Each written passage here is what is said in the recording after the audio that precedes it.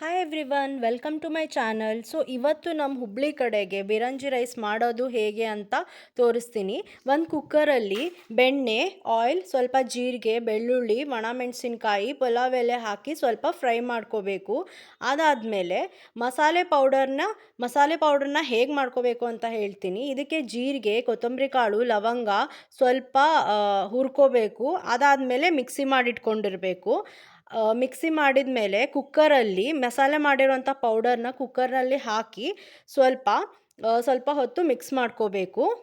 ಇದಕ್ಕೆ ನೀವು ಎಷ್ಟು ಕಪ್ ಅಕ್ಕಿನ ನೆನೆ ಇಟ್ಟಿರ್ತೀರೋ ಅಷ್ಟು ಕಪ್ ನೀರು ಹಾಕ್ಕೋಬೇಕು. ಫಾರ್ ಎಕ್ಸಾಂಪಲ್ 1 ಕಪ್ ಆದರೆ ನೀವು 2 ಕಪ್ ಹಾಕ್ಕೋಬೇಕು. ಅದ್ರ ಮೇಲೆ ಸ್ವಲ್ಪ ಮಿಕ್ಸ್ ಮಾಡಿ ಆದಮೇಲೆ ಒಂಚೂರು ಬೆಣ್ಣೆಯನ್ನು ಹಾಕಬೇಕು. ಹಾಕಾದ್ಮೇಲೆ ನೆನೆಸಿಟ್ಕೊಂಡಿರೋ ಅಕ್ಕಿನ ಅದಕ್ಕೆ ಮಿಕ್ಸ್ ಮಾಡ್ಕೊಳ್ಬೇಕು.